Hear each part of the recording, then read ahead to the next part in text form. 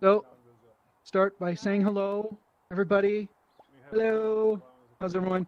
Everybody give me some emojis. If those of you are unfamiliar with how to do that, click on your little emoji symbol in your radial menu, and then the little emojis come up, and you can give happy faces, and you can give hearts, you can applaud. And these are excellent tools for someone on stage like me because I can ask you guys for feedback from the audience, which is really helpful, so that I know that you're not all just asleep when I'm up here. And they're excellent tools to use in a lot of events. They create a nice dynamic. Anyway, welcome. My name's Anthony Chasson. I'll talk about that in a minute. But welcome to Educators in VR, the Researchers in VR team. So we are researchers in VR. I'll talk a little bit more specifically about what we do, but first I just want to point out that we are a subgroup of a larger group called Educators in VR. And Educators in VR has teams in all across a whole wide range of disciplines, from medical to aviation. And the idea with all of these teams is to facilitate everybody's success in virtual reality. All these different endeavors we're all trying to jump into in virtual reality, they work the best when we share ideas, because a lot of us, we realized, are all struggling with similar problems. And that's whether you're doing research or whether you're doing something else in VR. A lot of the technological problems and just social problems around VR and just the overall challenges are similar. And so we all benefit when we all share. And so that's sort of the genesis of a lot of the Educators in VR teams, as well as ours specifically.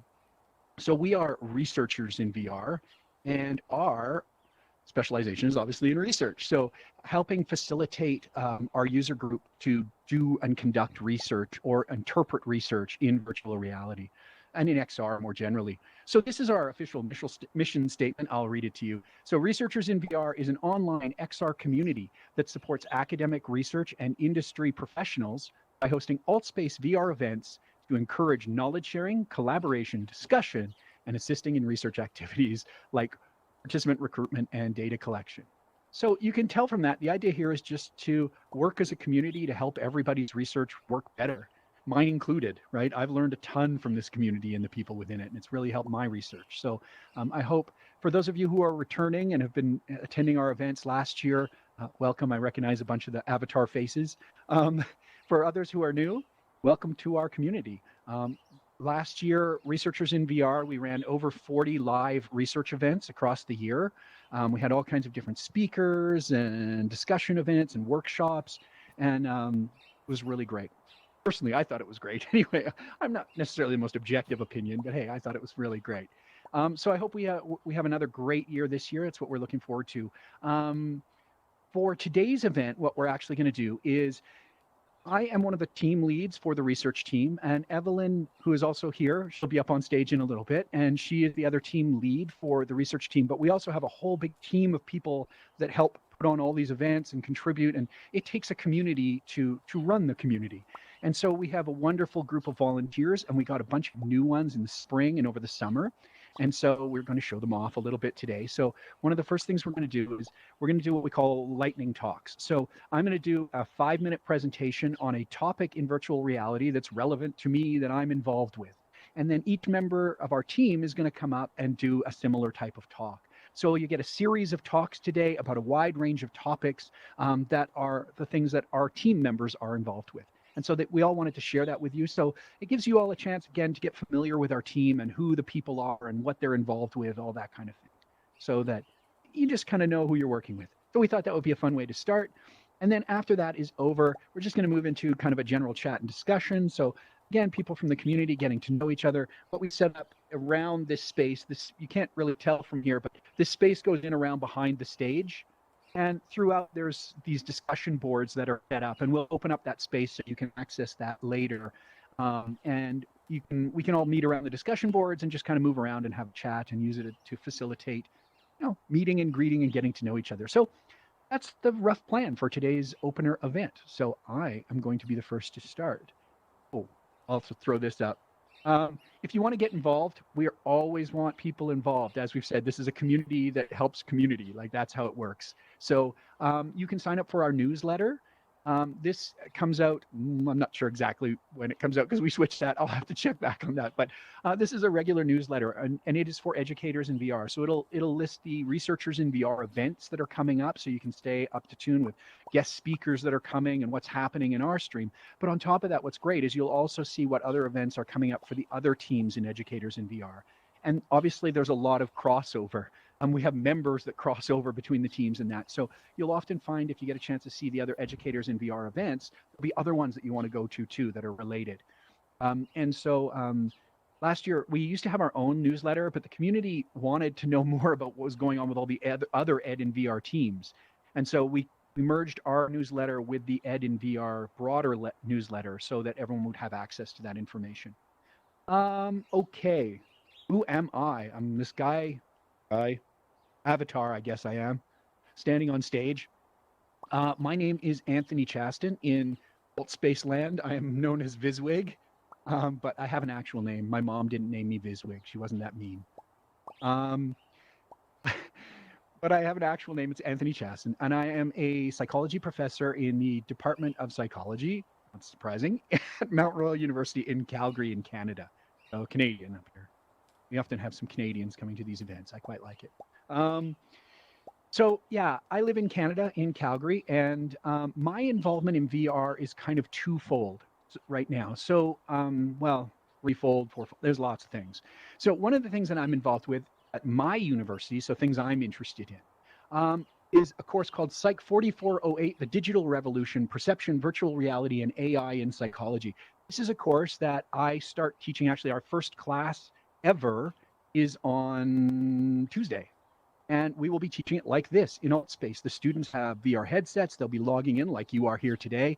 And we'll be teaching a class in AltSpace like this. And this is a full credit university course that is part of my university psychology degree program. So students can take this class and we'll discuss VR and AI and things like that. And the psychology of that, the psychology of AI interaction, these types of things. And that will be a 3-credit university course that they can count towards their degree. So pretty exciting. I can't believe my university is actually letting me do this. I was waiting at some point through the whole approval process for somebody to go, wait a minute. It didn't happen. They seemed all on board. So it's pretty exciting that we get that enthusiasm. I'll just talk to you about one other really quick thing that I'm involved with, which is VR nature therapy research. And so this is sort of my research side of things. Basically, this statement kind of captures the gist of what we're trying to achieve. Can nature scenes in VR be used to lower stress like real nature does? So not surprisingly, there's a lot of research that shows that if you go out in real nature, in the forest, my world is mountains, that can be used to lower your stress levels. It consistently lowers stress levels in people. You might have heard of terms like forest bathing, which is becoming very popular in a lot of Asian countries, in Korea and Japan, and starting to move over to North America. Things like that is the idea. And the real question was pretty simple. It's like, hey, if that works in real world, I wonder if it would work in VR. Can we simulate it in VR? So then it starts to become the science. Does it really work?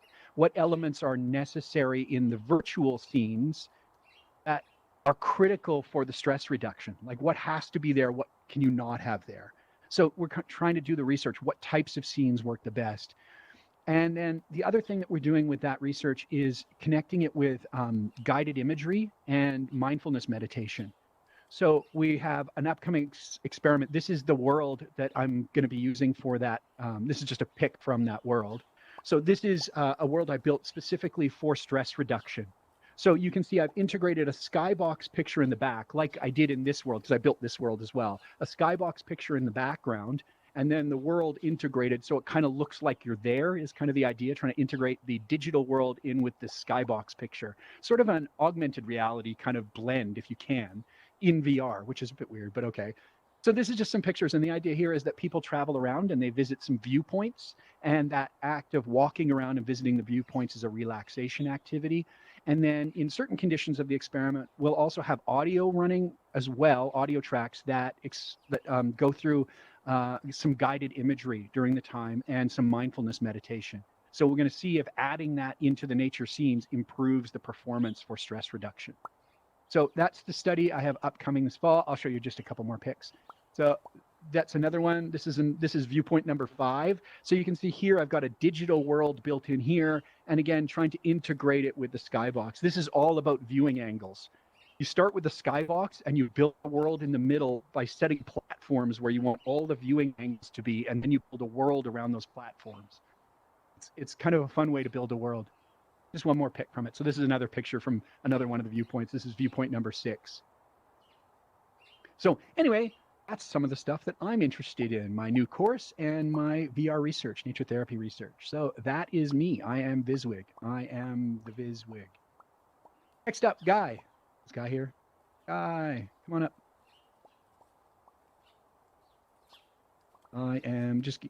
Guy's going to come up on the stage here, and we're going to find Guy, and we're going to give Guy the megaphone. And Guy is going to tell you about his stuff.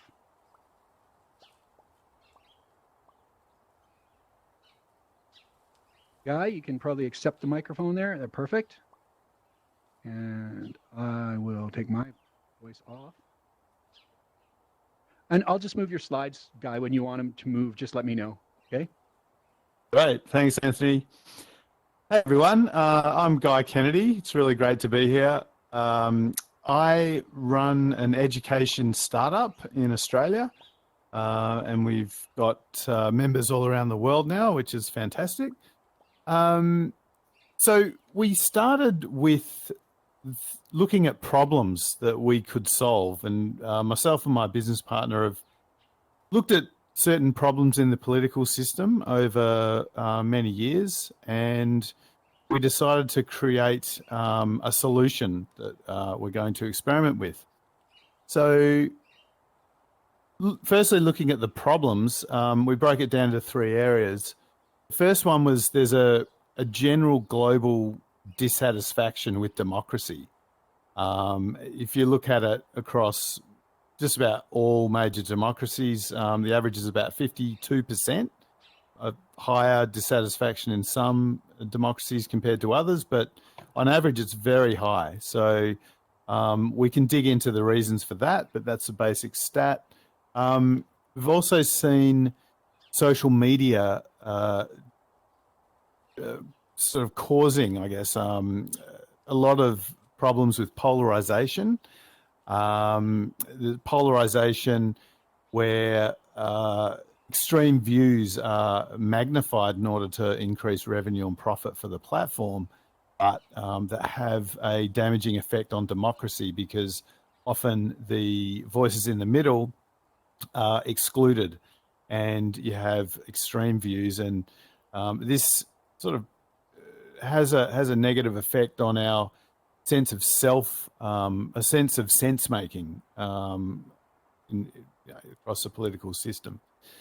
And finally, if we look at the democratic situation across the globe, there's a rise in authoritarianism and a reduction in democracy. So it seems like democracies are retreating, and this has all sorts of potential negative effects for democracy across the globe. So they were the 3 problems we looked at. And then we've got our solution broken down again into 3 parts. Firstly, we recognized that with misinformation and polarization on social media platforms, we needed to increase critical thinking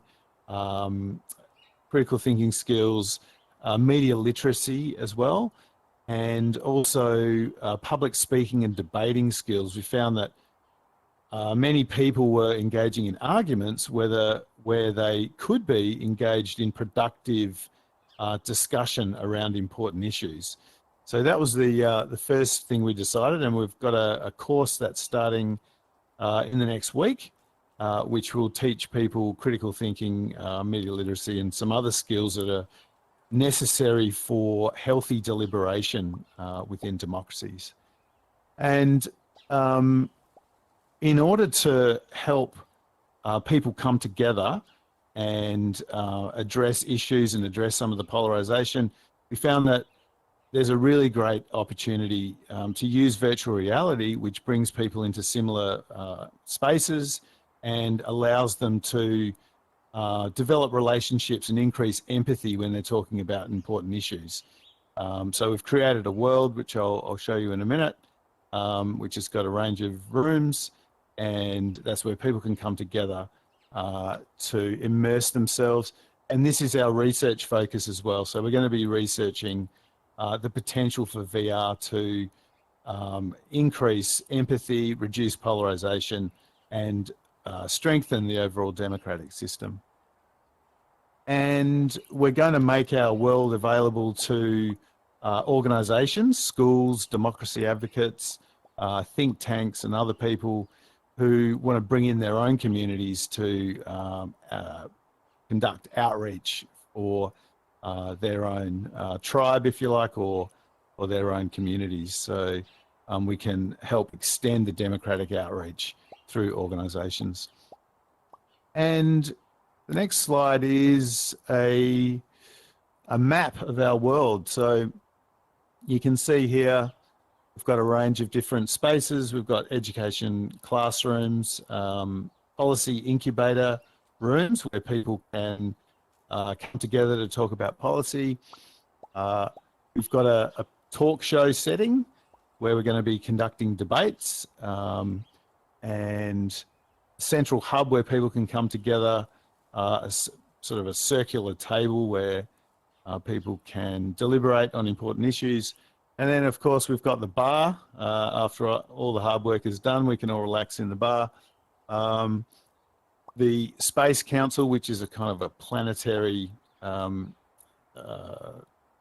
place where people can look at the issues from a global perspective, and the Evolution of Democracy Gallery. So this is a place where people can look at the history of democracy, where it started in ancient Greece, where they had direct democracy, and extending to where we are today, which is some of the virtual reality spaces where people can deliberate.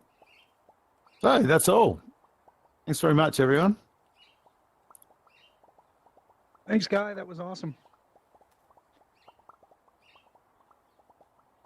Next up, Matthias. Welcome, Matthias. The stage is yours. I will give you the megaphone if you just give me 1 second here. All right. Hello, everybody. Just give me 1 sec, Matthias. I'm just trying to find you. Why can't I find you? Oh, there you are. Oh, somebody already gave you the megaphone. I'm just going to shut up.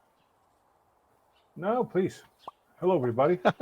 So I'm Matthias Matthews. Call me academic man. So glad to be here. Thanks for the opportunity, and I'm sorry if I am not very. I'm not an expert yet, but I'm giving my best to present this little idea that I have. So let me introduce myself first. This is me. On the next slide. So yeah, this is me basically. Long time ago in a galaxy far away, I used to program when the internet was young, and so was I. And now I've given it all up, and I went into research. So it's a lot less dangerous, I suppose. So I leave it to those who do it better. But still, it's very interesting to follow up. And I'm following my research now on serious games, which overlaps a little bit what we do here. So that's one of the reasons I joined. And I'm sure I'll find kin spirits. Moving on. What I try to narrow down, and it's very hard to do, is because everything is so interesting in VR and AR and XR and extended reality and you name it. But if I had to choose, I would go for, on the next slide, would be how do we interpret realism on virtual presence, right? I mean, we feel realism. We try to understand how real is too real, right? So how do we measure the uncanny valley, which is basically when it becomes uncomfortable or when it becomes too weird? And then, for instance, how do we understand those experiences? How do we measure experience? Because I understand, or I follow that the value of the experience is really what translates into how and why we're here. And then another idea that I'll try to follow on realism is how do we use virtual reality? Are we trying to substitute what we do in real life or duplicate it? Or are we trying to add something to it? And if we are doing one thing or the other, or a combination, then what sort of, how does realism play a part in it? Add to it, right? And basically, around all that, how do we find value? What does value mean? And I think that's a very subjective interpretation. Again, it's the crucis or the locus of any research. They're trying to understand experiences in VR. And when we're talking about experiences, it really translates to personal experiences or a community experience, or if we're going to expand it, we call it a meso or a macro level experience, an experience that is shared by individuals, companies, groups. It has different levels working at the same time. So it's more of a constellation of networks that plays a part in it. So that's more or less, in a nutshell, or a very big one actually, that outlines what kind of research I would be, following up. I have looked around and I have seen a lot of research on the technical side of fidelity and realism, but not on the relationship-based side that elicits value in use. So that's more or less what I'm interested in, or I want to be interested in when I have 2 minutes to breathe. And that's it. I don't even remember what the next slide was about. Seems a lot. Oh, there you go. So for those who are not there yet, this is the shameless, presentation. Please join us.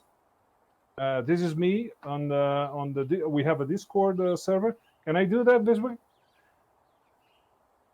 I guess I'm not even know if I'm allowed to do this, but I thought it would be a good idea. So join us there. And, look me up, look everybody up, be a part of the team. And I can tell you from first-hand experience, it's a lot of fun. So please do. And meet me there. This is it. And there's a next one is, I'm going to be a little superfluous. There's a I jumped. I didn't have that one in. No, that's okay. Because that was a good idea, probably a good idea. Thanks a lot. It's because I have it built in later. Yeah, that's great. Thanks. Thank you. This is great. Next up in our wonderful talk of all our, see, look at all these crazy cool people we have. We have so many cool people in our group now. This is exactly what we want, is this group of people that do this such diverse stuff, right? Because then we all have that as different backgrounds and can bring all that to the group. It's fantastic. Samira, you're up next. We're going to talk about journalism, I believe. I will. Hi, everyone. Okay, can I start? Just give me one sec.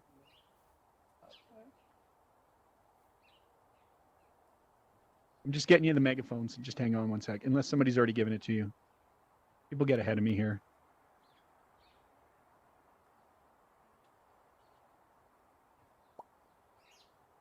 Okay, you should be able to accept the megaphone now. Can we all hear you, Samira?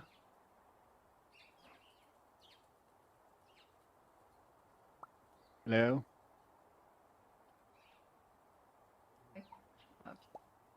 Hi, everyone. My name is Samira Sultani, and my background is related to. My name is Samira Sultani, and my background is related to journalism and social media. And I chose to talk about immersive journalism, and I somehow summarize some part of this book that you can see in the slide, which is really incredible work. And I actually some journalism scholars in European countries in a collaboration wrote that. And via a QR code, you can actually access to open version of this book. And but if we see the second slide, yes, the term coined by actually Nani de la Pana, who is actually American journalist, and she has done some incredible works in this regard, and you can search it by TED Talk. And in this talk, I try to elaborate some of her projects. And yeah, the definition about immersive journalism, she says that the production of news in a form in which people gain first-person experiences of events or situation that describe in news stories. And she actually emphasizes on first experience perspective. But the book actually tried to have a more broadly definition, and when people use actually immersive technologies such as AR or 360-degree videos and so on, and actually they define this as an immersive journalism too. And in third actually slide, we can see that actually it's not a very long history. And the first project that actually the journalist I told you produced that is Hunger in LA, which actually the whole topic seemingly started from there. And yeah, actually there are some other milestones that you can see, and I try to actually elaborate two projects that I'm interested in. And this is the really short history.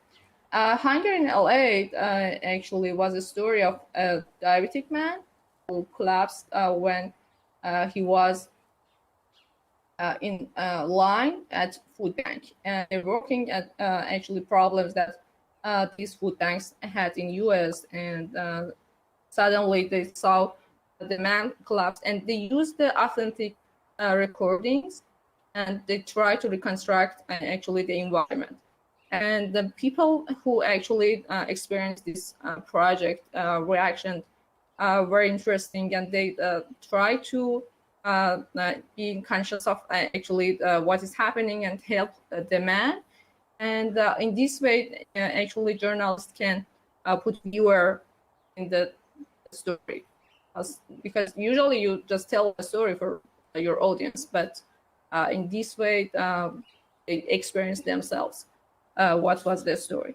And another story that I think it's good to mention is about the Garden Project.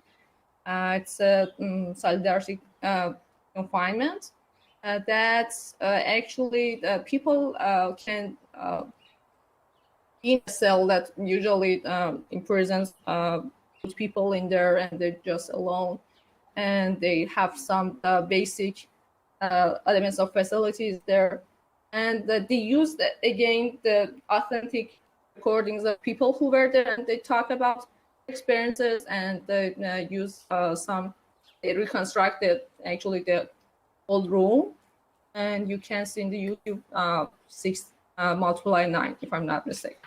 It's the name. And yeah, it's really interesting project that I recommend you to start. And the last actually slide, the book actually elaborates 6 potential trajectories. If we see the last slide, I think it's good. Yeah, thank you. And but I just elaborate 2 of them that was more interesting. And it says that authenticity and transparency remain core values of immersive journalism. And because authors emphasize on the importance of actually authenticity and in immersive journalism stories and how essential they are. And as I said, in LA, Hunger in LA, they use actually the real voices of people who were there and reaction to what is happening there, and or even other stories. And they try to somehow be, I don't know, reconstruct the story itself, not manipulating that. And actually, the critics harbor this opinion that PR journalism needs more collaboration between the journalist and the subject than the traditional video journalist. And in addition, transparency seems to be imperative, and journalists should tell how actually make decisions and how they choose that process to reach that output. And yeah, also a question of reality versus virtual reality is getting more serious. Having deepfake discussions in mind, one of the challenges will be to take deepfakes, which in the form of immersive journalism used for documentaries, will be created or circulated. And the second one is about, it says that the ways of storytelling are changing eventually with the 5G. And many experts have argued that especially 5G is needed before the immersive technologies will take off at a larger scale. And it's predicted that internet speeds at least 20 times faster than 4G networks, and enabling smartphones to download entire movies in seconds. And the one of the actually, which seems true, because when actually New York Times used Google Cardboard, and some news organizations try to use this actual technology, more people were engaged in such form of journalism. And yeah, it seems true that 5G would be a better ground for this. Thank you. That was my presentation.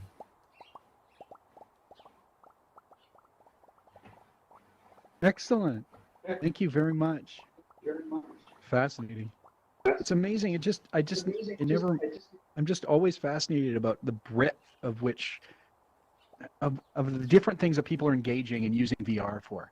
Everybody kind of like, we all have our own sort of field, and then we sort of look at VR and go, how could that be used here? And that's what's fascinating, is it's so different when it comes to each field. Okay, our next and I think last speaker. No, 2 more speakers. I think. Where are we at? Hold on. Let me get my slides going. Matt, yes, because we have Matt and Evelyn. Matt is coming up next. Okay. Matt, I will play around with the host tools here, and I will give you the microphone in just a second. Microphone. Should be able to accept the microphone there.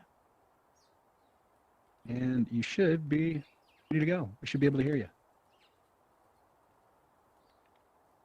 Is it good now? Can you hear okay? Yep. That's good. All right. Yeah, I was having a little trouble with sound before we got started. If it's a problem, put up icky faces or something like that, and I'll know. No, it sounds great. My right first now. time up here on stage. It's quite a feeling. I've been to several events. I haven't Welcome been up to it. here. Thank you. I'm Matt, or MJ. Not a very creative avatar name, but it was something I came up with. And I think the first slide just kind of gives an introduction to what I've been doing for the past 30 plus years. I'm at Wayne State Medical School in Detroit, Michigan. I'm a microbiologist and been doing research and teaching for quite some time there. I took kind of a detour about 15 years ago and got into medical school administration, which is a whole different experience. And during that time, probably motivated my involvement in what I'm doing now as a research project, because I kind of became responsible for a academic advising program. And with that, I developed a peer academic advising program where upper level senior students, medical students, were helping out freshmen and sophomores. And through that, I was able to observe for a number of years different study methods, study techniques that students kind of adopt And believe it or not, these students are pretty good. They're professional studiers, and a lot of the methods they use are evidence-based, which was something I was very interested in. Things even like spaced repetition, for example, muscle memory, some of the things they would use, and they've evolved their ways into apps. And the thing that I've really become most interested in is something that is used for memory and recall, and it's kind of an oddball method. And I think the next slide I go into more of what the description of the memory palace method is. Memory palace, you may have heard of it. It's something that there are people who do memory competitions use. They're called memory athletes. It's also called the journey method, or it's called the method of loci or method of Loki, depending upon kind of what your background and training is. You simply imagine a path. So, you can use your childhood when you walk home from school, or right now if you walk from your car to work, or if you're able to walk or bicycle to work right now, you picture that pathway in your mind, and you place the objects that you're trying to remember, preferably with some kind of animation along that pathway with different landmarks. And it's very effective because what it does is trigger spatial memory. And innately humans, we've for centuries used the written word for learning, knowledge, and recall. So we've gotten away from this. This is a method that 50 BC they used to be able to remember and orate, give plays, give speeches. So it's described in a lot of literature that's no longer really popular, but it's a very effective method. And the spatial recognition is one that's kind of what we've naturally evolved to use. It's how do you find your way to and from work every day? You think of it historically of how did you find your way to food or avoid danger, that kind of thing. What the memory palace does is trigger those areas of the brain, and they've actually done fMRI or functional MRI studies on memory athletes and shown that those regions of the brain that are important for spatial memory and making connections are responsible for their extraordinary performance. And the majority of them, the vast majority, do use this memory palace method for retaining, for recall. And it's a very good way to organize content also, because when you go to retain it, it's categorized basically how you place it along your imagined path, but it also helps kind of facilitate coordination and organization of content. The limitations are it does require some mastery of the skill, but it's really not hard. It doesn't take very long. It takes some effort, so people don't really routinely use it. It's an imaginal method, and it's limited by the number of spaces.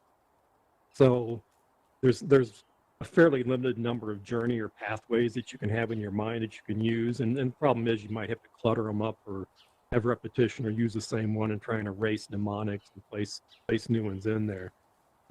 It's also limited to knowledge-based kind of knowledge recall, which we want to emphasize more application and analysis, but it all has to start with being able to learn just the nomenclature terminology in the first place. On the next slide, what I became the collaborator that I sought out is an individual, Aaron Ralby from Linguisticator, who gave a talk to educators in VR, I think the language group, a couple of years ago. And this is a method he's developed, and I thought it was quite ingenious to take the memory palace method and expand it in VR. And so if you can picture an imagined pathway, this is a pathway that's then built in virtual reality. It's mnemonics that are preset. You can associate a story, so it also triggers a storytelling element of memory, which is very valuable. And he uses it for foreign language learning very effectively.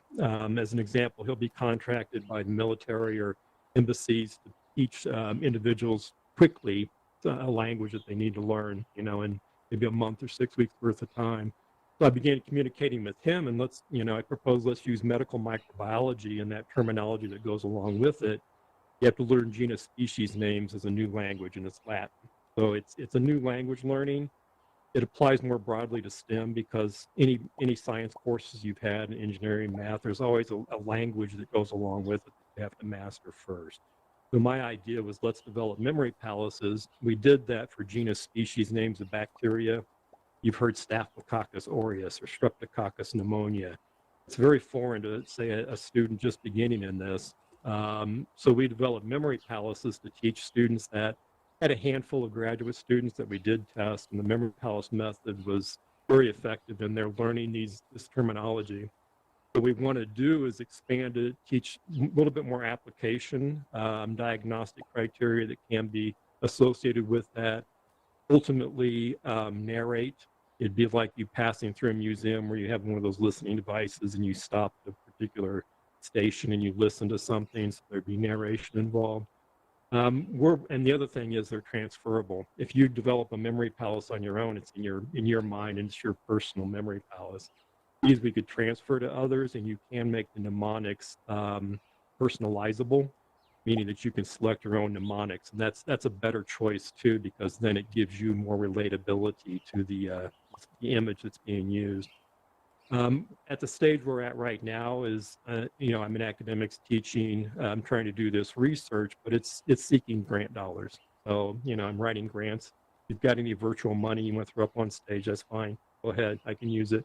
But additional development time, and then a hardware. I want to get enough headsets to be able to take those around. We just don't have that. I'm not at an institution that's embraced this kind of thing. And then also developing the narration. One of the frustrations that I wanted to share with you, which you've probably had with some of this work that we've done, is what I term the vagaries of the technology, because even just the short time I've been working with this, we had Google Poly go away. That's where the image bank was, so that had to be recaptured and rebuilt. So you probably can relate to that. And then we also had problems with the hand controller stopped working, and it affected a number of different applications, but we couldn't navigate through our palaces for quite some time. So just those kind of things too. I mean, obviously we've seen the Google Cardboard come and go, and there are a lot of applications developed for that. That was one of the frustrations that, it'd be good to hear feedback from other people if they've experienced that kind of thing too, but it'd be good to be kind of bulletproof with those kind of experiences as you spend time developing something, really an application that supports your research, and then it goes away. So that's what I had for today, and I appreciate the time and chance to get up here and present to you all, and be certainly happy to discuss this and share our experiences that we've had so far. So thanks again. Thank you. Thank you very much. All right. See, Matt, that's getting more into my world. You're in psychology and memory and cognition, an area that, is more my sort of earlier background in psychology before moving into sort of perception, going down that road. Exactly. Yep. Yeah, excellent. Our last speaker today is Evelyn. Evelyn, you can give yourself the microphone. Yes, hello competency. guys. See, then you don't Okay, have to so wait for me there to is mess it a up. massive thunderstorm going on right here, so I'm sorry if you can hear that. I never heard a thunderstorm this loud. But let's try and get through my little story. Can you move the slide, please? Yes. All right, so I'm Evelyn Ido. I'm a psychologist with a specialization in educational science and technology. And my main research is about assessment in VR of VR training. Currently, I work for a VR company in the Netherlands called Cirrus VR, and I work there as the lead of educational development, which means that I design VR training and VR assessment for technical vocational education, and I am busy with the research in the company as well. Furthermore, I work together with the University of Twente a lot. I'm from the Netherlands, and I'm from Twente, it's a part in the Netherlands. So together with them, I conduct research, and then I can try out my theoretical findings in the company Cirrus VR. So I am in a very interesting position, I think. So it's a bit of both worlds. I'm a bit in between research and then the practical side as well. So I would briefly like to tell you about my main research and then about a couple of projects that I'm involved in. So this is my baby. This is my main research. I finished the first version of this research already, but due to Corona, I had a pretty limited pool of participants. So I really, and the university as well, would really like to expand on this. So what I did was I created a VR assessment for a technical procedural training. And my goal was to try and see if this VR assessment could automatically assess the trainees that were doing the assessment, as well as experts would do that, as well as their trainers would do that. So basically comparing algorithm to human assessors. So that's what I did. I created a VR training for working with a CNC machine. The technical procedure isn't really important. Then I designed and developed the VR assessment using the expert knowledge. So of course, I had no clue. I'm a psychologist. I don't know anything about these technical procedures. So I used these experts to teach me what was important in the assessment and in the training to create the VR assessment. And on the next slide, you can see what I did next. So then I had data from the VR assessment. The participants just went through the training and did the assessment, and the assessment automatically collected the data that I needed. So the participants knew that they were being assessed, but while they were doing it, they didn't notice at all, which was cool. That's, by the way, called stealth assessment, if you're interested in that. That's a scientific term for that. So this algorithm scored them automatically. It was pretty easy to automate that. And then I also let the experts score them. So the experts observed the video recordings of the performance of these trainees, and they scored it based on the rubric we created together. And then I figured out if there was a correlation between that and why and how. Unfortunately, I can't share that yet because I'm in the process of trying to get this research publicized. So yeah, I really hope I can share that soon with Corona. You know how it works. It takes a while, especially if you want to expand on this. But I can say we really find some interesting results, and I was happily surprised by what we found. So okay, more I can't say. Furthermore, some project that I am currently involved in as well, usually involved with the university as well, is efficiency of VR training, and then especially procedural, highly interactive VR training. So there is not a lot of proof or guidance yet if this type of VR training is efficient and how you should create an efficient VR training like that. I'm currently doing a lot of research about how we can do that and how we can measure that. You would say that there is proof, but there isn't. So too bad. There was a whole team of students working on that for months, and they came back with the conclusion, yeah, we really tried, but there is no evidence. So that was pretty disappointing. So we should do it ourselves, I guess.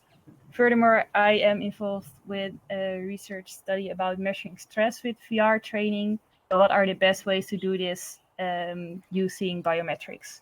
And also considering you have best ways, but you also need to think about practical ways, right? So it's both the best and the most practical way. Yeah.